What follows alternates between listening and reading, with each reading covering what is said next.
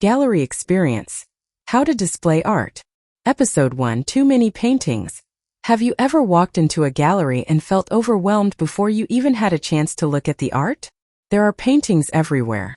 Large paintings, small paintings, colorful paintings, dark paintings, portraits, landscapes, abstracts, nudes, still lifes.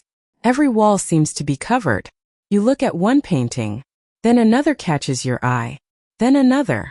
And after a few minutes you realize something. You haven't really looked at anything. This is one of the most common problems in displaying art. There is simply too much. Artists often make the mistake of thinking that more artwork means a better exhibition. After all, if you have 20 paintings, why not show all 20? You've worked hard on them. You are proud of them. And you want people to see them. That is completely understandable. But a gallery exhibition isn't simply a storage room for paintings. It is an experience. And the way you arrange the artwork determines how people experience it. Think about walking into a room with one large painting on a wall. Your eyes immediately go toward it. You have time to look. You notice the colors. You notice the brushwork. You notice the details. The painting has your attention. Now imagine putting 6 other paintings around it. Suddenly, the large painting has competition. Your eyes begin moving around the wall. You don't know where to begin. The problem isn't necessarily the paintings. The problem is the relationship between them. Every painting is asking for attention. And when everything demands attention at the same time, nothing receives enough attention. This is why empty space is so important. Artists sometimes worry that an empty wall makes an exhibition look unfinished. But empty space can actually make the artwork stronger. Think about music.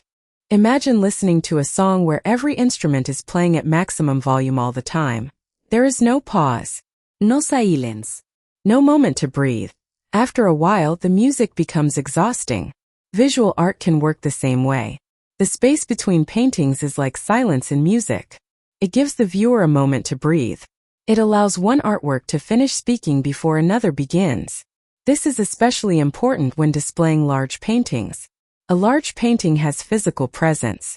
It doesn't necessarily need several smaller paintings immediately beside it. Give it room. Let the viewer step back. Let the artwork occupy the space. Sometimes the best way to make a painting look more important is not to add something next to it. It is to remove something. This is one of the hardest lessons for artists. We become emotionally attached to our work. Every painting represents time, hours, days, sometimes months. We remember making it. We remember struggling with it. We remember the moment when it finally worked. So when someone suggests leaving one painting out of the exhibition, it can feel like rejection. But curating is not about deciding which paintings are good and which paintings are bad. It is about deciding which paintings work together. A painting can be beautiful by itself and still not belong in a particular exhibition. That is an important distinction. Imagine that you have 10 excellent paintings. 5 are peaceful landscapes. 3 are dramatic portraits. 2 are highly colorful abstract paintings. Each group may work beautifully on its own. But put all 10 together without a plan, and the exhibition may feel chaotic. The viewer doesn't know what the exhibition is about. There is no visual rhythm. There is no breathing space. There is no clear journey. This is where editing becomes important. A professional exhibition often requires saying no. Not because the artwork isn't good. Because the exhibition needs structure. Think of an exhibition like telling a story. You don't put every sentence you've ever written into a story.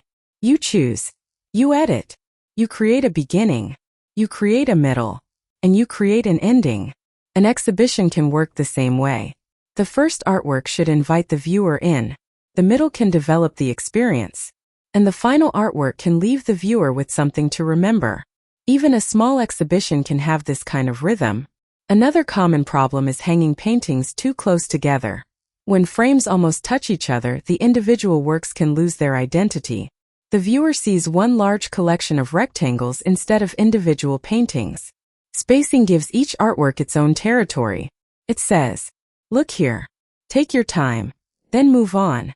There is also a practical issue. People need physical space to stand in front of artwork. If paintings are too close together and the gallery is crowded, Viewers may feel uncomfortable stopping. They don't want to block someone else's view, so they keep moving. The result is that the artwork receives less attention. A little more space can actually encourage people to stop. And when people stop, they look. When they look longer, they are more likely to connect with the work. And when they connect with the work, they are more likely to remember the artist. This becomes especially important if the purpose of the exhibition is to sell art. You don't want potential buyers walking through a room feeling overwhelmed. You want them to notice individual works. You want them to imagine the painting in their own home or office. You want them to have enough time to consider it. If 10 paintings are competing for attention on one wall, the viewer may remember none of them. If one painting has room to breathe, it may become memorable. So before your next exhibition, don't simply ask, "How many paintings can I fit into this room?" Ask a different question. How many paintings can this room allow people to truly see? Those are two completely different questions. The goal isn't to fill every available wall. The goal is to create an experience.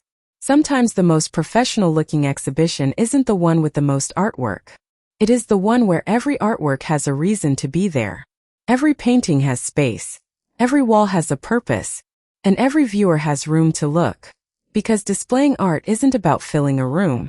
It is about giving the artwork room to speak. And sometimes, the most powerful thing you can put beside a painting is nothing at all. This is the gallery experience.